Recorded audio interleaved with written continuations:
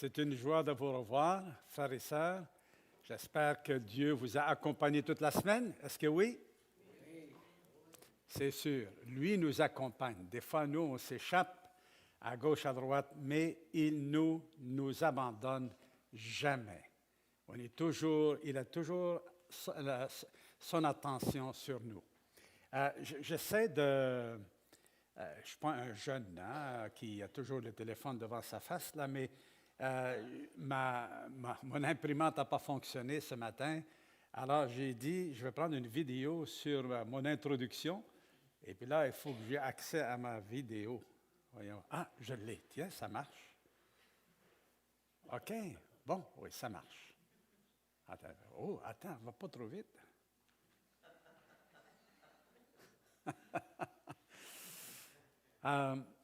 Aujourd'hui et la semaine prochaine, nous allons aborder la grande question des prophéties bibliques, le regard que nous allons avoir sur l'avenir, sur le retour en gloire de notre Seigneur Jésus. Est-ce que vous levez des fois les yeux vers le ciel quand vous conduisez en attendant que le ciel s'ouvre et de voir Jésus? Bien, je pense qu'on ne le verra pas, les chrétiens de la terre, parce qu'on sera avec lui quand il reviendra. Ah! Là, je vous ai eu, là. Ouais. Mais on va le voir, ça c'est sûr. Mais quand il reviendra, toute son Église, revêtue de fin lin blanc, revient avec lui, avec éclat, avec gloire, avec pureté. On va jeter un regard sur l'avenir. Mais pour ça, il faut jeter un regard sur le passé et sur le présent. Et là, je vais lire. Bon, je ne suis pas habitué à lire ce que j'ai à dire, mais ça ne marche pas là. OK. Il y a bien des questions qui sont soulevées par beaucoup de monde. Et parmi les croyants, concernant la guerre qu'il y a actuellement en Israël, entre Israël et le Hamas, qu'est-ce qu'il faut comprendre dans tout ça? Est-ce que, parmi les questions, est-ce qu'il faut prendre parti? C'est un débat dans le monde chrétien, un peu partout dans le monde. Est-ce qu'il faut prier pour les deux parties? Je pense que oui. Il faut prier autant pour les Juifs que pour les Palestiniens. Nous sommes appelés à prier pour tout le monde. Vrai? C'est notre première approche déjà, si on peut dire oui, je vais prier pour que Dieu envoie des témoins. Il y en a des témoins en Israël et même à Gaza. Il y a quelques chrétiens qui sont là. Il y a un hôpital baptiste même là. J'ai vu ça là. Alors, donc, nous pouvons prier pour ceux qui servent le Seigneur dans ces endroits-là, afin que Dieu, les préserve du danger, mais qu'il leur donne le zèle, la sagesse, la force pour briller dans ce genre de situation. Nous sommes appelés à briller de la présence de Jésus en tout temps, dans les bons jours comme dans les mauvais jours. On n'est pas juste des chrétiens du dimanche où que seulement on brille quand tout va bien, tout est facile. Non, au contraire. Mais comme on l'a vu tantôt avec Priscilla, j'ai aimé ça, c'est la première fois que je vois ça, Priscilla. Comment ça? Ce que tu craignais, c'est exactement moi ce que je craignais. Je dis, hey, mais si ça s'effondre, ça va aller sur tous ces papiers, ça va aller. Mais, wow! La prédication, elle est là. Elle n'est pas dans ce que je veux dire, elle est là. Tu vois, on l'a entendu, on l'a vu. C'est magnifique, là. Voilà. Alors, et il y a des questions comme, est-ce que Israël, comme ethnie, comme peuple distinct, est-ce qu'il a encore un avenir? Ou bien avec la mort et la résurrection de Jésus et leur dispersion mondiale à partir de l'année 70 après Jésus-Christ, est-ce que cette dispersion-là a complètement annulé, anéanti la raison d'être d'Israël comme peuple distinct dans le plan de Dieu qui doit amener jusqu'au retour de Jésus? Est-ce que l'Église de Jésus-Christ a complètement remplacé Israël? Okay? Est-ce que le pays d'Israël, est-ce que ce pays-là a encore une certaine signification aujourd'hui et dans le futur? Alors, c'est ce qu'on va essayer de répondre ce matin à ces questions-là. Mais il nous faut aller dans le passé pour comprendre, parce que les prophéties ne sont pas juste faites comme ça, à brûle-pourpoint, sont ancrées dans la révélation générale de Dieu, dans la révélation spéciale du plan du salut. Et dans ce plan où Dieu cherche et à se faire un peuple qui porte son nom, excusez, avant de déferler sa colère sur le monde pécheur, orgueilleux, arrogant, insensé, méchant, un monde qui s'est corrompu. Alors, et Dieu doit renouveler toutes choses. C'est déjà arrêté avant même la fondation du monde. Dieu a déjà déterminé, décidé qu'il va créer de nouveaux cieux et de nouvelles terres. Il est tellement déterminé qu'il l'a fait mettre par écrit. On l'a par écrit autant dans le Nouveau Testament que dans l'Ancien. Isaïe, chapitre 65, 66, qui parle des nouveaux cieux, nouvelles terres que Dieu va faire. Alors, ça nous dépasse. Pour nous, on vit au jour le jour, on est petit et tout ça, mais Dieu, le Dieu de l'histoire, le Dieu créateur, a tout prévu. Même si on ne le comprend pas, ce que Dieu veut qu'on ait confiance en lui et de faire qu'est-ce qu'il nous demande de faire en attendant. Lui s'occupe de ce qui dépend de lui, n'est-ce pas? Dieu, il est capable de sauver, il est capable de faire tout ce qu'il a dit de faire, comme Priscilla a dit. Quand il le dit, il le fait. Et on va donc commencer par la première. C'est moi qui dois bouger, hein, excusez. Le choc au moins. Ah oui, OK, excusez. Tu vois, je ne me suis pas amélioré au niveau de la technologie.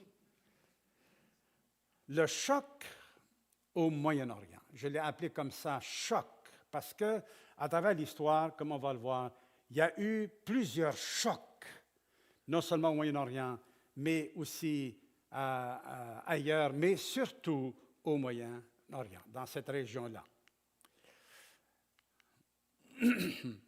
Ça, c'est un chant. L'autre côté? Le bouton d'en bas. Ah bon? OK. Ah, le monde a rendez-vous à Jérusalem. Et on a déjà lu ce texte-là. Tournez avec moi dans Zacharie, chapitre 12. Zacharie, chapitre 12, et au verset 1, il est écrit « Oracle, parole de l'Éternel sur Israël. Ainsi parle l'Éternel, qui a étendu les cieux et fondé la terre, et qui a formé l'esprit de l'homme au-dedans de lui. Voici, le Dieu créateur parle. je ferai de Jérusalem une coupe d'étourdissement pour tous les peuples d'alentour, et aussi pour Juda, dans le siège de Jérusalem. En ce jour-là, c'est un jour à venir, je ferai de Jérusalem une pierre pesante pour tous les peuples. Tous ceux qui la soulèveront seront meurtris, et toutes les nations de la terre s'assembleront contre elle.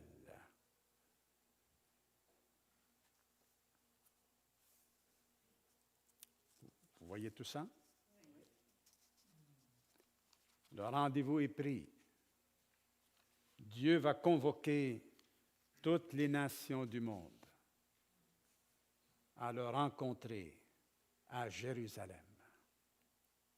Et dans le chapitre 14, on lit un peu plus en détail, il dit « Voici le jour de l'Éternel arrive ». L'expression « jour de l'Éternel » dans l'Ancien Testament réfère toujours à ce jour de ténèbres, de colère, de jugement, de destruction. C'est le jour de l'Éternel. Et il dit, voici le jour de l'Éternel arrive, et tes dépouilles seront partagées au milieu de toi.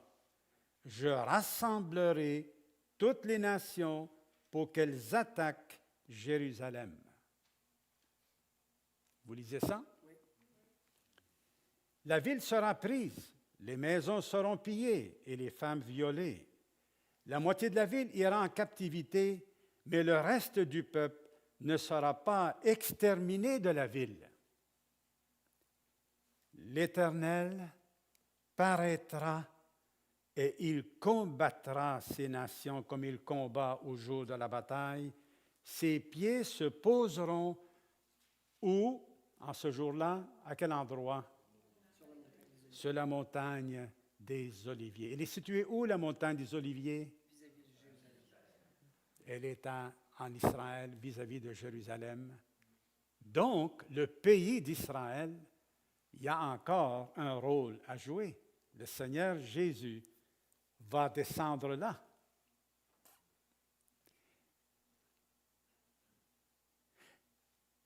Et ce que juste ces quelques versets-là nous apprennent, Dieu est souverain. C'est lui qui a l'autorité. On ne doit jamais l'oublier comme croyant. Lorsqu'on voit ces choses-là qui nous troublent, de voir des enfants, femmes, vieillards, qui se font tuer, massacrer. Et c'est dur de supporter ça. Mais ça, c'est une guerre. Là, elle est très médiatisée, mais en Ukraine, c'est des milliers qui meurent aussi là. C'est des milliers là. Cette semaine, il disait que les Ukrainiens, ils lançaient à peu près 10 000 obus par jour sur les Russes, mais les Russes leur envoient 40 000 par jour. Notre famille ukrainienne, Alexander et puis Elena, qu'est-ce qui les a décidés à finalement quitter l'Ukraine? C'était cette soirée-là, pendant toute la nuit, les bombardements, la maison shakeait tout le temps par ces bombardements-là, pendant toute la nuit. Et là, la peur, ils avaient leurs enfants, ils les protégeaient et tout ça. Et c'est là qu'ils ont dit non, on s'en va. Et ils ont quitté. Alors, Dieu est souverain, il est au courant, il est conscient de ce qui arrive, et il faut que la chose arrive. Les hommes sont totalement responsables de leur conduite, de leur méchanceté, de leur aveuglement. L'homme est totalement responsable. Et l'homme doit se repentir. Dieu le déclare coupable. Et l'homme ne veut pas se soumettre, mais il veut rester indépendant. Le péché, dans Genèse chapitre 3, où l'homme voulait être à l'égalité de Dieu pour définir le bien du mal. Alors, c'est encore là. L'homme est indépendant, il veut faire les choses à sa manière, puis sa manière, c'est la méchanceté, c'est la guerre. Même le divorce, Jésus dit, ça c'est la dureté du cœur qui va amener ça. Alors, et donc, Dieu rassemble toutes les nations. Dans le livre de l'Apocalypse, on voit comment ça va se passer, ce rassemblement-là. Donc, et le tout va se faire dans la vallée de Josaphat ou la vallée de Jizréel. J'avais une photo, je ne l'ai pas pris, je l'amènerai la semaine prochaine, de cette vallée-là, une longue vallée et assez large. Napoléon avait dit que c'était parfait pour des batailles militaires dans ces vallées-là. Ils peuvent déplacer des centaines de milliers d'hommes et tout ça. Là. Alors, c'est mentionné à plusieurs reprises. La vallée du jugement, c'est là que Dieu va rencontrer les nations qui se seront rassemblées là. L'Apocalypse appelle ça dans Armageddon, pour s'opposer au retour de Jésus. C'est ça l'enjeu là. Okay? Et puis, et c'est là que le Seigneur Jésus va anéantir toute résistance, mettre la main sur l'Antéchrist. On verra ça un peu plus en détail la semaine prochaine. Alors,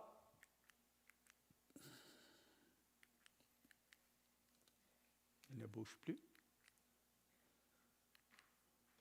J'ai un problème, Lise. Allô, allô? OK. Au commencement, bon, j'en ai parlé, bien sûr. Donc, l'homme est devenu, comment dire, un rebelle. Il s'est joint à la rébellion contre Dieu qui a été faite par Satan. Et ça a été le premier choc quand l'homme a pris cette décision de vouloir être indépendant. C'est-à-dire, être indépendant, c'est être à l'égal de Dieu. Ça veut dire, je ne veux pas être soumis à Dieu, je veux à l'égalité avec Dieu, décider pour moi-même, faire mes choix et puis vivre comme je le pense. Alors, c'est ça. C'est un choc, ça, parce que ça a brisé la relation entre Dieu et l'homme. Ça a amené la peine de mort sur toute l'humanité qui a suivi. Donc, ça, on en a parlé un peu. Et l'homme est devenu laid.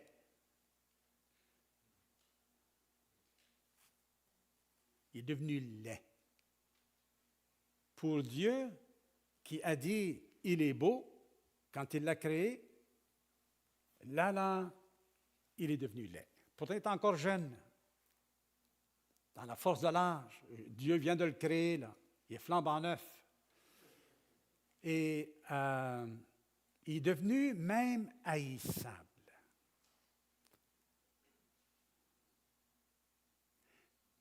L'homme est devenu haïssable. Qu'est-ce qui le rend haïssable? Qu'est-ce que Dieu est? Le péché, nommons-le. Quel genre de péché? Mensonge. Allez-y, nommez-en. C'est quoi la laideur pour Dieu, là? L'orgueil. Les divisions entre les hommes. Idolâtrie. Gérald? La rébellion, un cœur rebelle. La haine, hein? Le manque d'amour, haine des uns des autres. L'envie.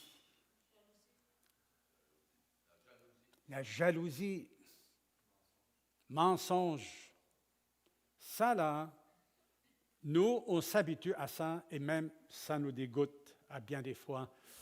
Quand on l'entend ou quand on le fait, on se prend en dégoût.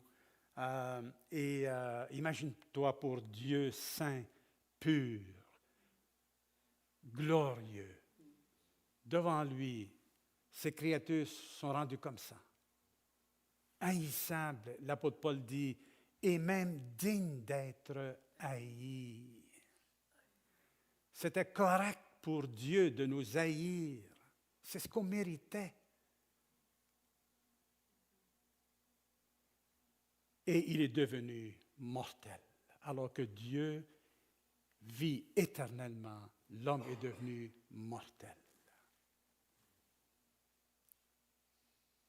Bon à rien.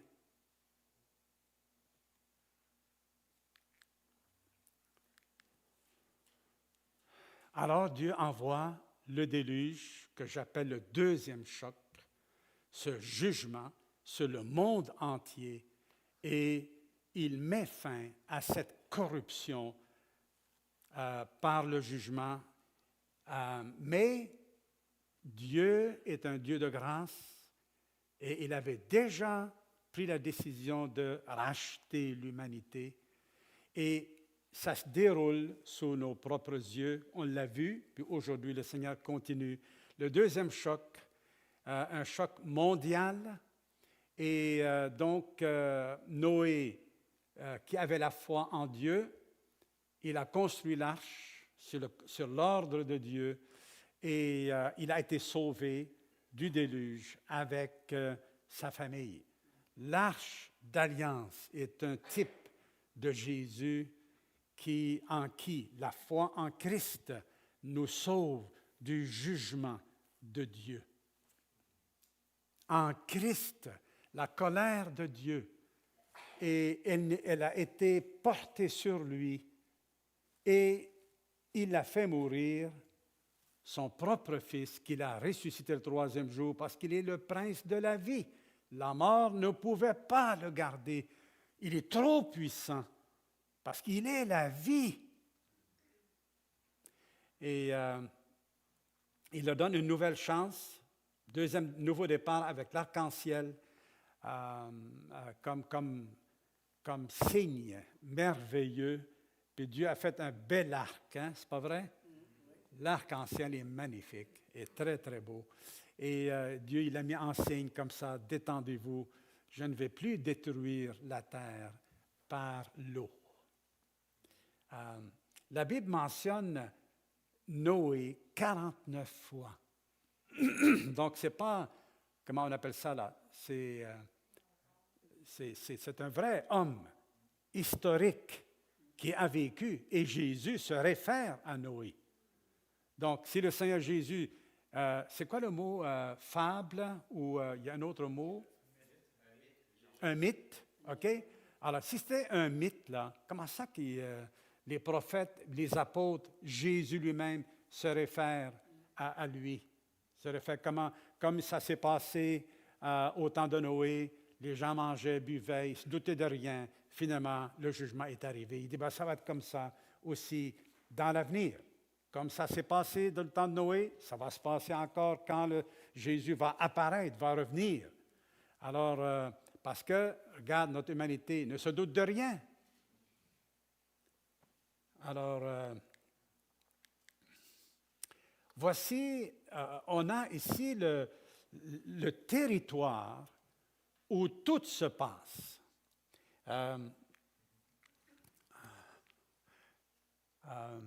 Ici, probablement que la terre promise, pas la terre promise, mais le jardin d'Éden est quelque part par ici, là. OK?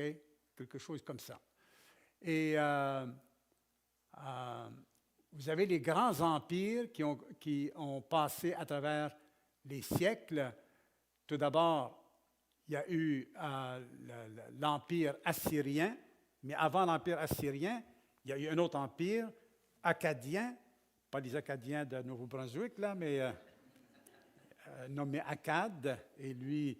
Mais avant Akkad, le premier empereur, je l'ai trouvé, juste en lisant la Bible, tu vas le trouver aussi. Comment il s'appelle?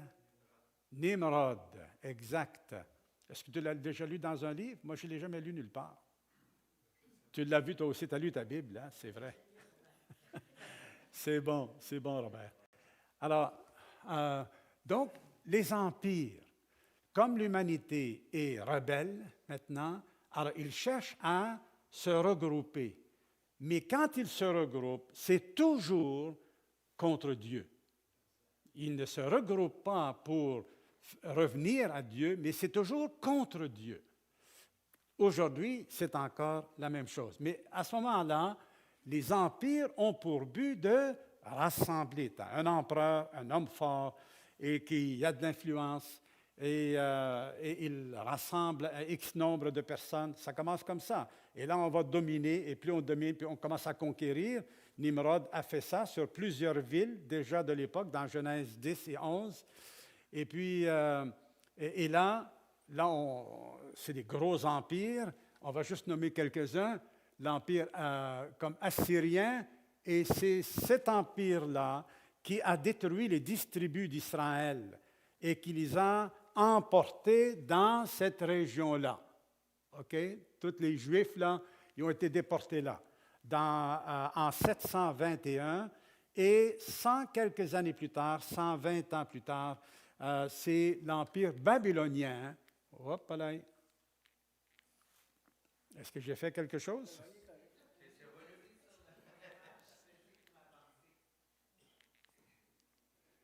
Ah non, OK, c'est là, c'est ça qu'il faut que je pèse, oui. Donc, Babylone, qui a conquis l'Empire assyrien, l'a avalé, et c'était eux que Dieu avait prévu qu'il aille corriger et juger la tribu de Juda, qui a eu lieu en 586 avant Jésus-Christ. Donc, ces deux gros empires ont joué un rôle très, très important dans le plan de Dieu par rapport à Israël. Et plus tard, c'est l'empire des Mèdes et des Perses qui est venu par l'Est et a envahi Babylone et a envahi tout l'empire. Et cet empire-là a pris non seulement tout ce territoire-là, mais il est allé jusqu'à l'Égypte et il s'est rendu même jusqu'à la Turquie. Il a pris la Turquie et puis il était rendu à la Grèce. Et c'est là que les Grecs ont réussi, avec Alexandre le Grand, à s'opposer et à renverser.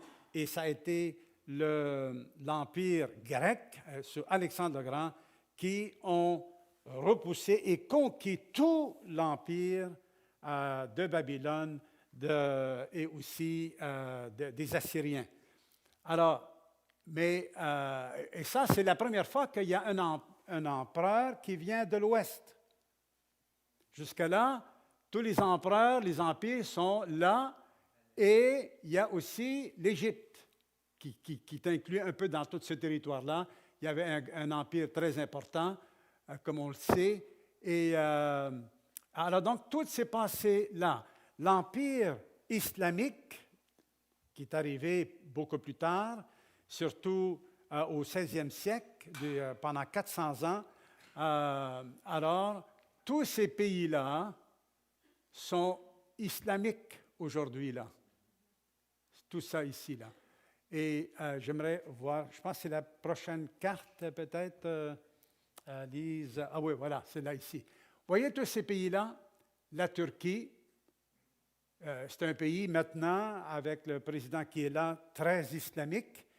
Lui, il rêve de reconquérir l'empire islamique, de l'étendre en tout cas. Alors, il est actif pour essayer de faire ça. Vous avez l'Iran, eux, c'est l'ancien empire perse, les Médo-Perses, on vient de parler d'eux. Alors, eux aussi ont une vision très expansionniste. Alors, actuellement, les Iraniens, enfin, ils ont beaucoup de choses qu'ils font actuellement là, dans la guerre actuelle.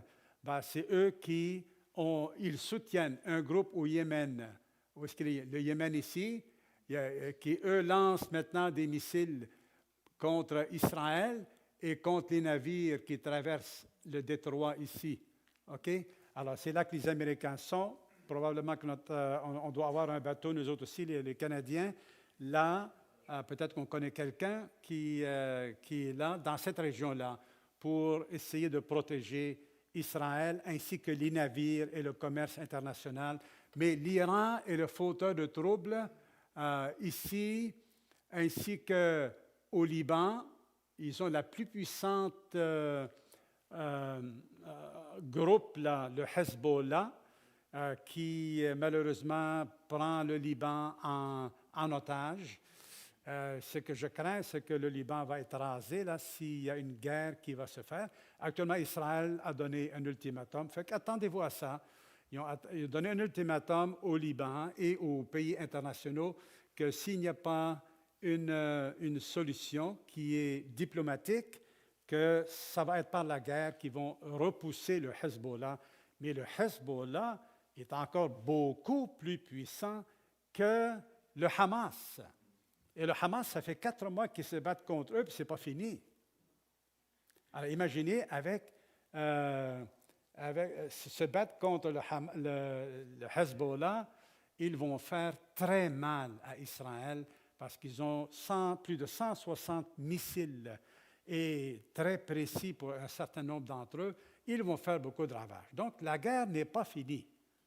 Okay? Donc les morts, ça va encore augmenter. Et tout ça. Là. Alors, j'espère que ça n'arrivera pas là, mais ça risque. Alors, les Iraniens sont en Syrie également. Ils sont présents en Irak. Ils ont plusieurs groupes en Irak. Il y a 60% de la population de l'Irak qui sont chiites. Donc, il y a des... et eux, ils cherchent à se battre contre des Américains pour les forcer à quitter l'Irak. Ils ont une force d'à peu près 1000 soldats là. Alors, donc, ces pays-là sont tous islamiques, toutes, là, sans exception, et ils ne peuvent pas supporter qu'un bout de terrain, là,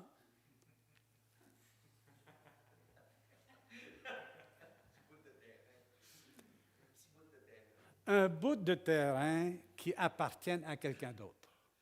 Il faut dire que il y a une histoire. Nous, on a une jeune histoire. On a de la misère à comprendre parce que dans notre arrière-plan, on n'a pas grand-chose. On a la défaite de 1760 qu'on a encore en mémoire, mais à part ça, là, je veux dire, il n'y a pas beaucoup d'effets là. Mais dans ces peuples-là, les Juifs, c'est extrêmement sensible, les Juifs, là. Tu ne peux pas dire n'importe quoi avec un Juif. Là. Ils sortent là, d'un massacre de 6 millions parmi eux. Là. Fait que, eux, là, quand tu parles avec eux, tu vois bien qu'il y a une sorte... ils ne sont pas tout à fait comme les autres. Là. Ça m'a pris 3 rencontres, 3 essais pour parler à une femme juive à l'aéroport. Elle ne voulait pas, elle avait peur. Elle dit, ils vont chercher à me convertir. Il dit, quand les musulmans nous dominaient, ils cherchaient à nous convertir par la force. Quand c'était les chrétiens qui nous dominaient, c'est eux autres qui nous convertissaient par la force, personne ne nous accepte tel qu'on est. On est des Juifs. Ils disaient ça comme ça. Ça, c'est leur approche, là. Alors, je l'ai approché, j'ai mis un paire de gants blancs, j'en ai ajouté un autre. Et j'ai ajouté un 3e, mais quand même, il faut que ça continue à faire effet, là. Alors, je suis allé complètement de son côté et j'ai commencé à parler de l'histoire d'Israël. Elle ne la connaissait pas beaucoup, l'histoire d'Israël. En tout cas, c'est une chose. Mais voyez là comment est-ce que c'est? Un bout de terrain là, l'islam officiel dit que les Juifs ne peuvent pas avoir un État dans une terre musulmane, parce que c'est sacré. Mais ce n'est pas écrit dans le Coran. J'ai lu quelque chose cette semaine. Il y a 3 jours, une sœur m'a envoyé cette vidéo-là. Un rabbin juif bien connu en Israël, il voulait établir une sorte de lien avec les musulmans. Et il est allé au Qatar. Et là, j'apprends qu'au Qatar, que ce sont les dépositaires du vrai islam conformes au Coran qui sont là. Et ils sont représentatifs d'à peu près 15% du monde musulman qui, eux, disent, nous, tout ce qu'on cherche, il dit, c'est la tolérance, la coexistence pacifique. Le Coran ne dit rien contre le fait que les Juifs puissent avoir un État, non. Arrêtez de chercher toujours à comme justifier votre existence. Parce que les Juifs, c'est toujours remis en question, encore là aujourd'hui avec le Hamas, et ils ne veulent pas les accepter tels qu'ils sont. Mais on va voir tantôt qu'est-ce qui s'en vient. Alors, il y a eu la tour de Babel, comme vous savez. Je ne vais pas passer trop de temps là-dessus, mais Babylone, c'est là que l'idolâtrie s'est développée. OK? On est très tôt dans l'histoire humaine, là. Et c'est là qu'ils ont dit, regroupons-nous. Dieu a dit, allez, prenez possession de la terre, étendez-vous. Eux ont dit, non, on va rester ici, on est bien ici, là. Et puis, alors, on va construire. Ils sont construits des tours qu'on appelle les ziggourats. Ils ont différentes formes. C'est merveilleux, les reportages des fois qu'ils font sur les ziggourats en Irak et dans cette région-là. Mais ça, c'était pour l'adoration, l'élévation d'eux-mêmes. Il dit, faisons-nous une réputation. Mais devant qui, la réputation? Normalement, une réputation, tu vas être applaudi, okay? Tu vas être admiré. Mais c'était eux-mêmes. Ils ne cherchaient pas l'admiration qui vient de Dieu. Ils ne cherchaient pas à impressionner Dieu, mais eux-mêmes, ils se sont élevés. Leur propre gloire. Alors, donc, on a parlé des tentatives d'unir le monde avec tous ces empires-là, l'Empire grec, et finalement, c'est l'Empire romain. Tous ces empires-là, il y en a 4 parmi eux qui ont été déjà prophétisés par Daniel. S'il plaît à Dieu, la semaine prochaine, on parlera de ça, des prophéties de Daniel.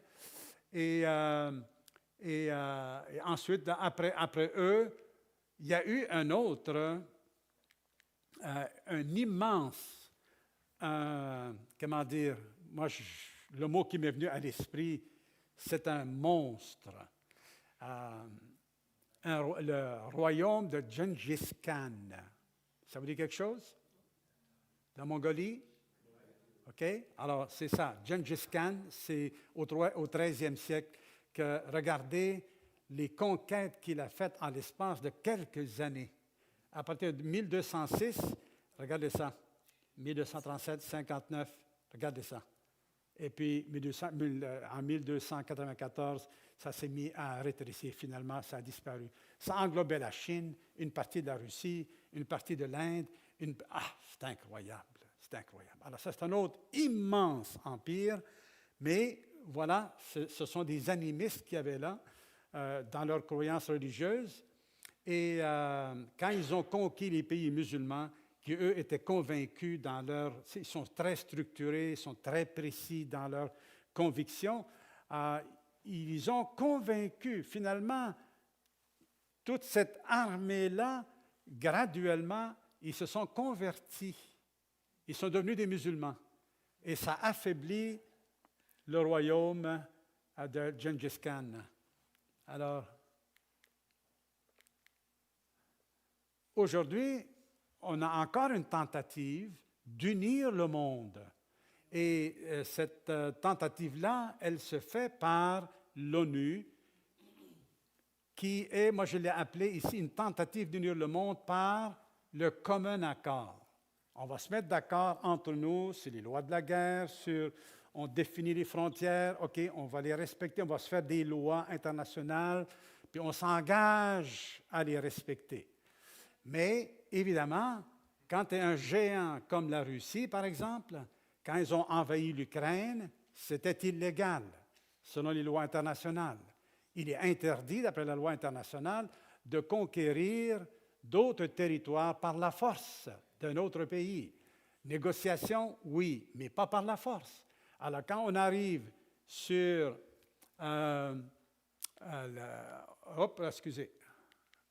ici, vous avez le pouvoir législatif, il y en a pour faire la loi, c'est l'Assemblée générale des Nations unies, mais le pouvoir exécutif, le Conseil de sécurité, qui a vraiment tout le pouvoir là.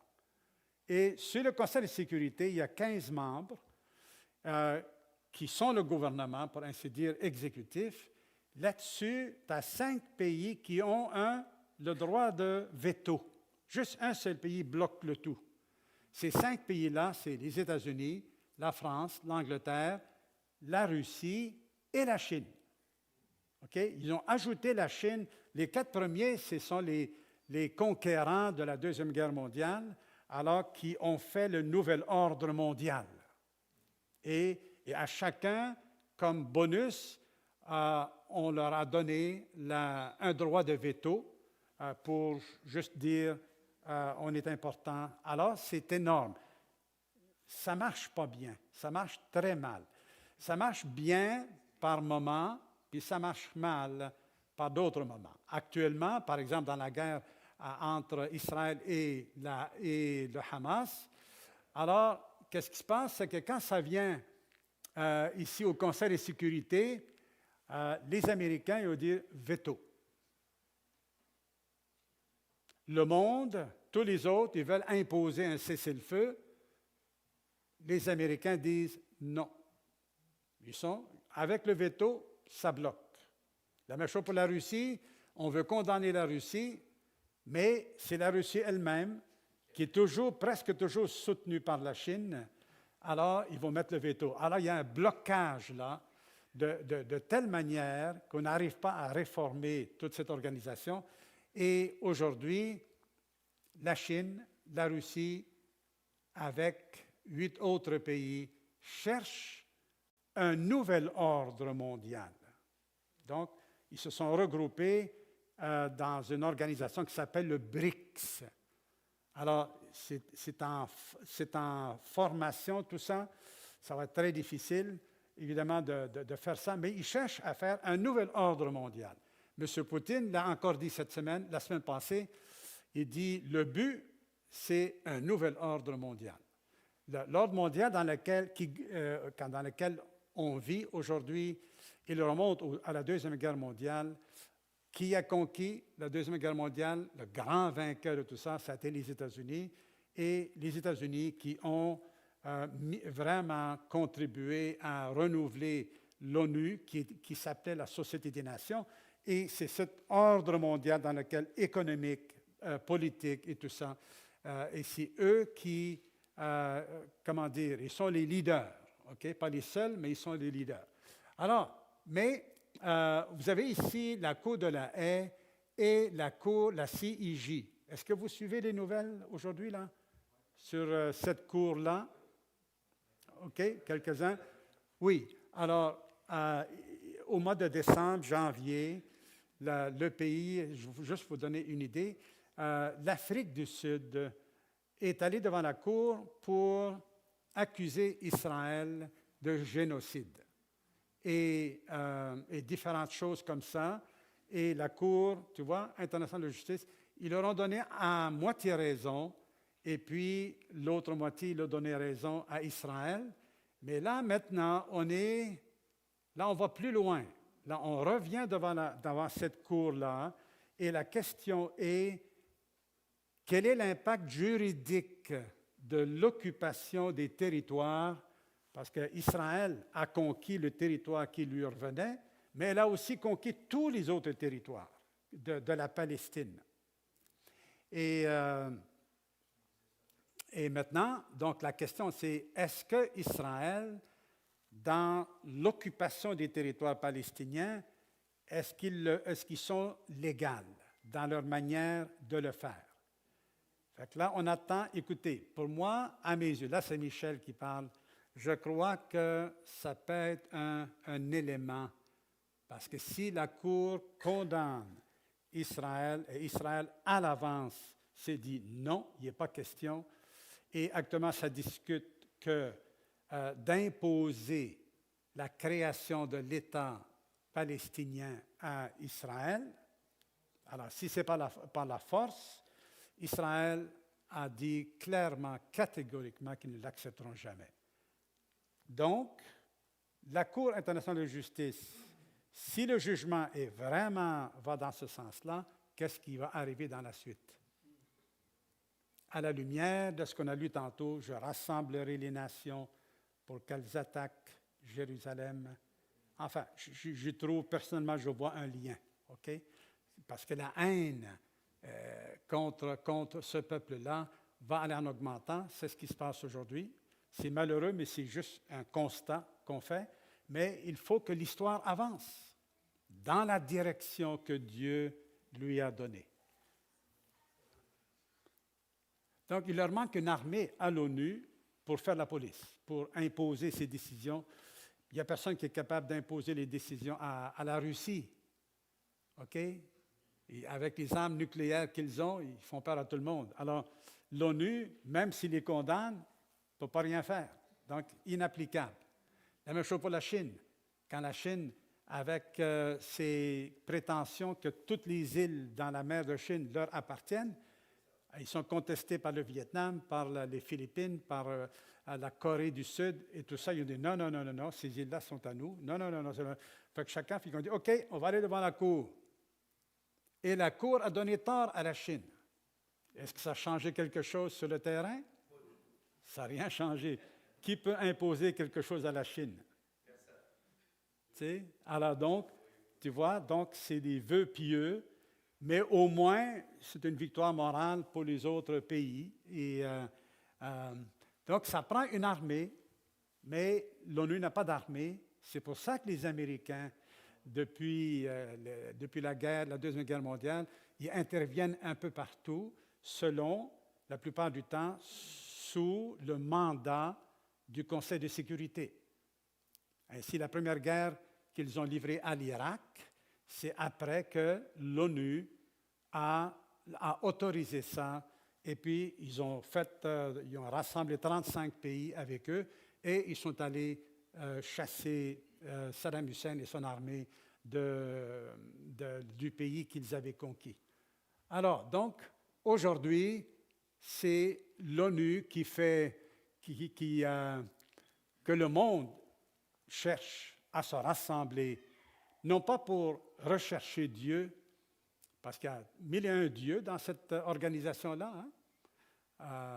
Alors, ce n'est pas là qu'on va aller vers Dieu, mais Dieu, dans sa souveraineté, utilise l'ONU, utilise les Américains, il utilise n'importe qui.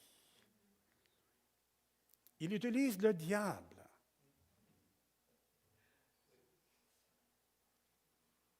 C'est en ce Dieu-là qu'on doit avoir toujours confiance, frères et sœurs. Et de ne pas entrer, de ne pas se laisser troubler par les incertitudes visuelles qu'on peut voir ou qu'est-ce qu'on entend. C'est troublant, c'est sûr. Mais nous devons tenir ferme dans notre foi et dans notre conviction. OK, je vais aller rapidement. Tout ça, c'est important, mais ça, c'est le mont des Oliviers. Et qui va mettre les pieds là-dessus? Le Seigneur Jésus. Ah, c'est pas un gros mont, c'est rien. À côté de nos montagnes puis les rocheuses, tu sais. Il n'y a rien pour attirer le regard. Jésus est venu sur un âne lorsqu'il est entré dans Jérusalem. Lui, le roi des rois, humble. Il est né où? Dans un palais? Dans une étable. Un petit mont. Je suis monté 2 fois là-dessus. Tu allé là. La photo est prise de Jérusalem, de l'emplacement du temple. OK? Tu as ça en avant de toi. Jésus, le jardin d'Éden. Hop, excusez, encore une fois. Non, non, non, non. Non, non, non, arrête. Oui, OK. Alors, le jardin d'Éden, il est à peu près ici, derrière cette église-là, là où sont les arbres, là. Le jardin d'Éden. Pas le jardin d'Éden, le jardin de Gethsémane. Le jardin d'Éden, on l'a dit tantôt, il était en Irak. Ça, là, quand tu entres là, entre en méditation. Moi, j'ai braillé là, ça ne se peut pas. De prendre conscience, tu vois, c'est petit. je me suis souvenu, Jésus était à genoux là. Et il criait à son Père, Père, s'il était possible, d'éloigner de moi cette coupe. C'est là.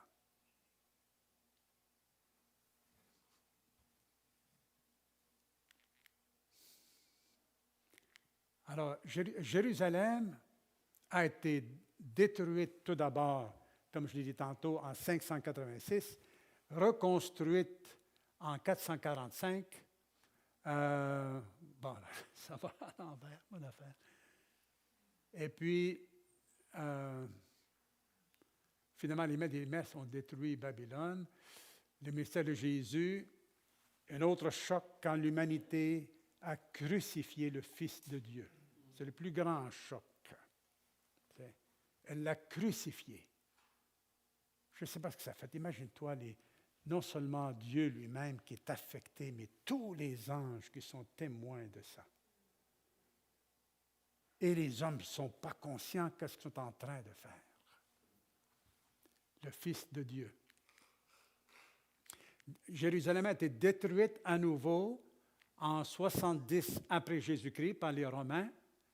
Et finalement, l'islam est arrivé au 7e siècle.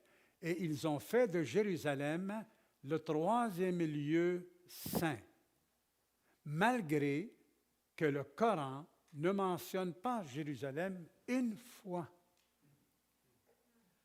alors que Jérusalem remplit la Bible, autant dans l'Ancien comme dans le Nouveau Testament. Le mont Moria, sur lequel Dieu a dit à Abraham, « Va, offre-moi ton fils », on l'a vu, et ce mont-là, il est en plein là. Il est là où Jérusalem a été construite. La montagne, elle s'appelle le mont Sion, et le mont Moria, dans le mont Sion, et le mont Moria là, juste un petit bout là sur lequel on a construit le temple. Tout ça, pour Dieu là, il y a un endroit fixe, et c'est toujours là. Il dit, j'aurai toujours là mon cœur et mes yeux.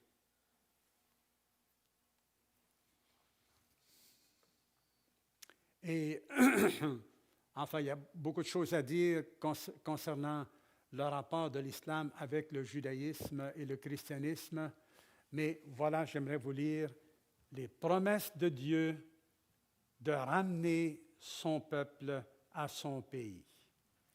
Dans Joël 3:1, Dieu affirme, « Je ramènerai les captifs de Juda et de Jérusalem. » Il y avait dans le contexte, Israël avait été déporté, mais Dieu promettait qu'il allait les ramener, ce qu'il a fait en 538, avant Jésus-Christ, quand il y en a 50 000 qui sont revenus seulement. Mais le contexte de ces textes-là, il va beaucoup plus loin.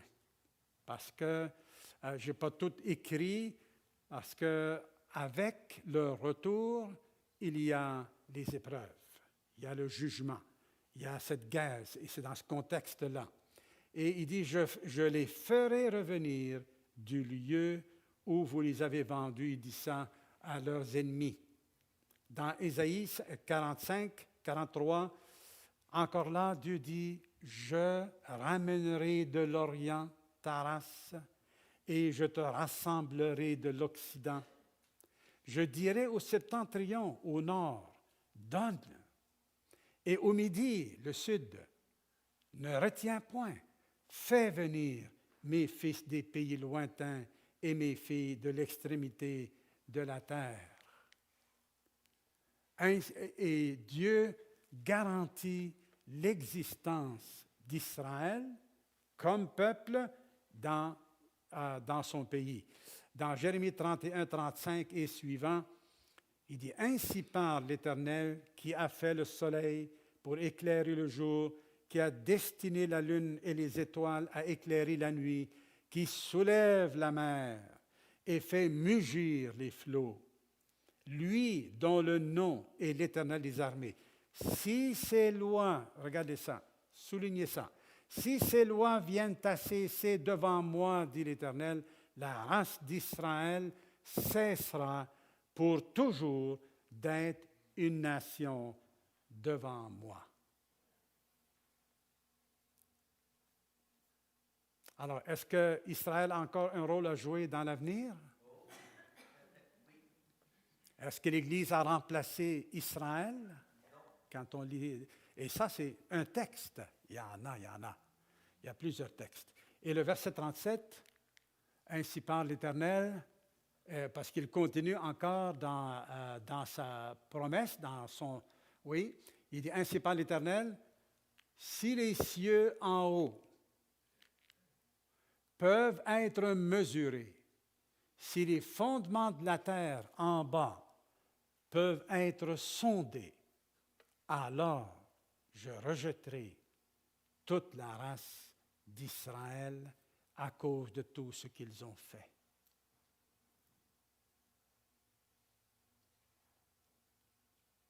Malgré toute leur culpabilité, malgré tout ce qu'ils ont fait, la grâce de Dieu, la souveraineté de Dieu règne toujours. Et il veut sauver, ramener à travers un reste. Parce qu'il dit à Israël, il dit, toi, tu es tellement coupable, tu en as tellement fait là. Tu as brisé mes lois, mais je vais faire une nouvelle alliance avec un reste de toi. Et je vais le faire, pas parce que je t'aime, mais à cause de mon nom.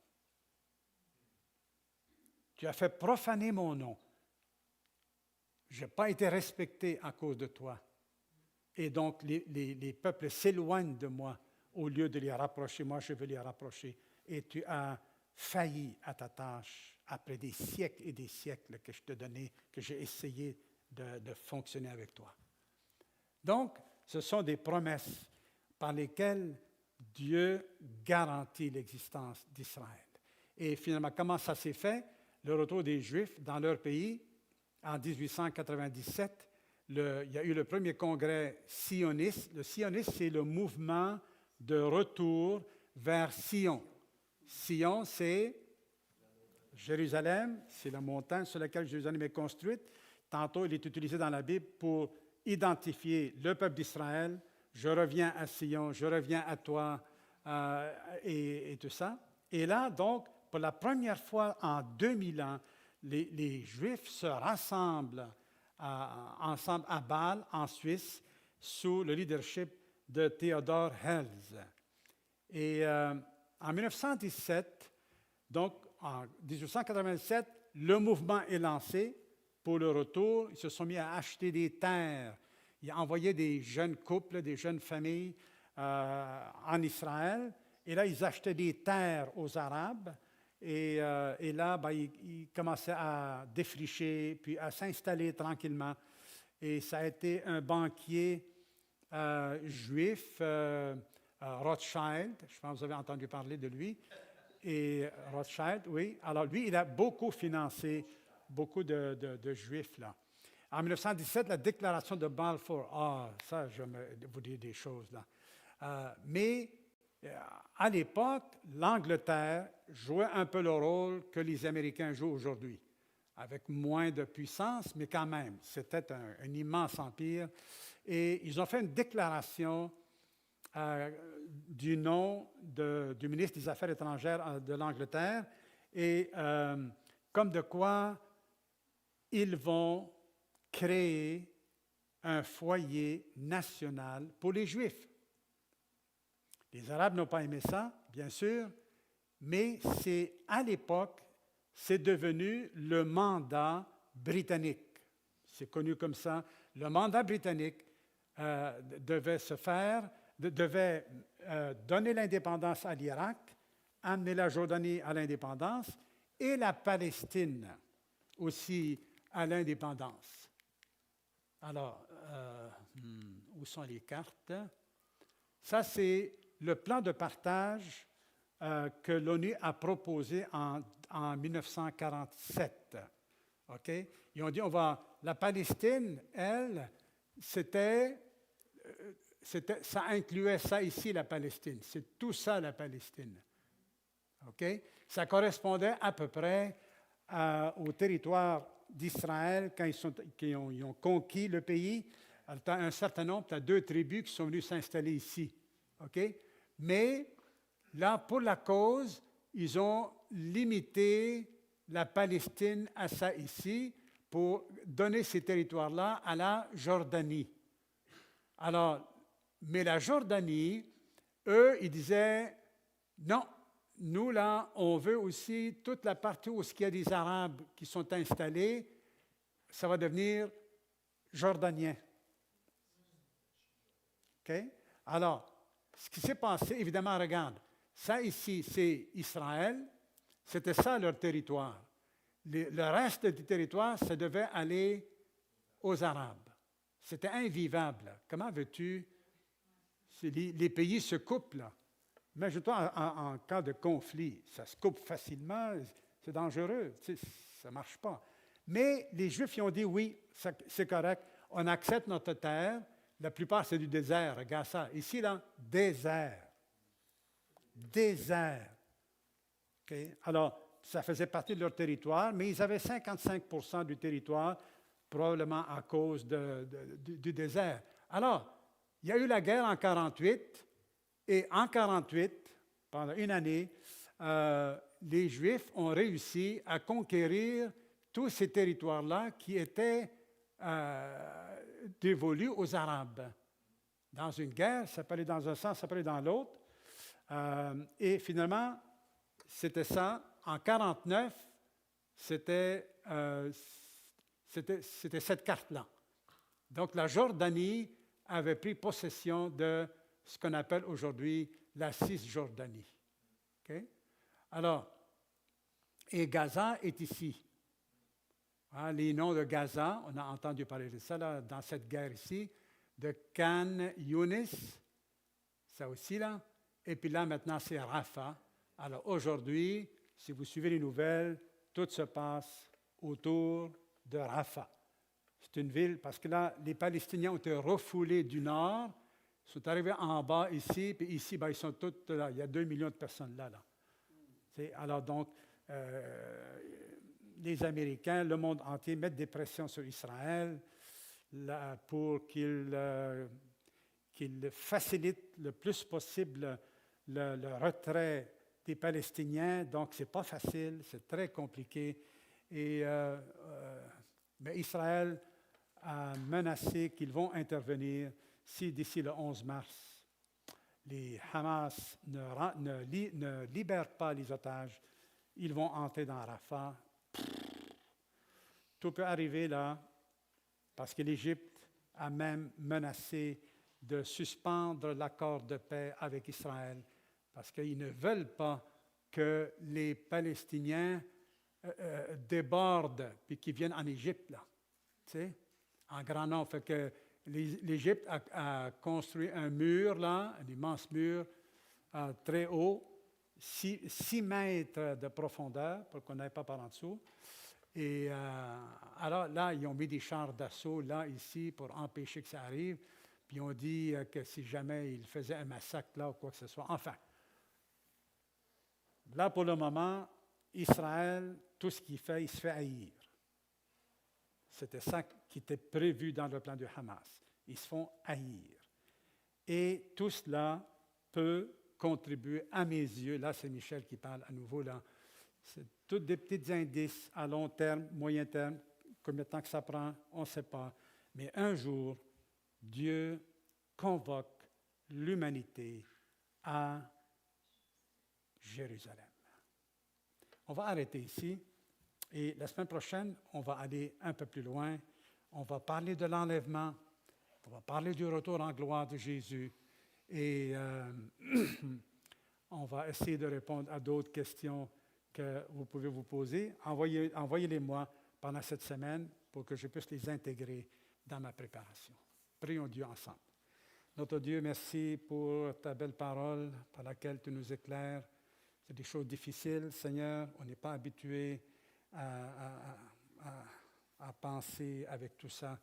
Merci de ta patience. Merci que tu nous éduques petit à petit afin qu'on ait une compréhension de ce qui se passe, de comprendre le sens de l'histoire que tu es en train de donner à ce monde, notre Dieu, et à le conduire là où tu veux, afin de le juger, afin de sauver ton peuple, sauver le plus grand nombre.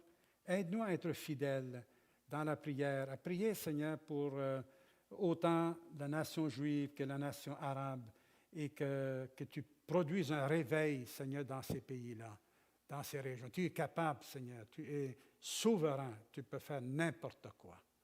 Alors, on a confiance en toi, Père. Aide mes frères, mes sœurs, moi-même, à tenir ferme dans la foi, à ne pas nous laisser emporter par l'angoisse, par l'inquiétude.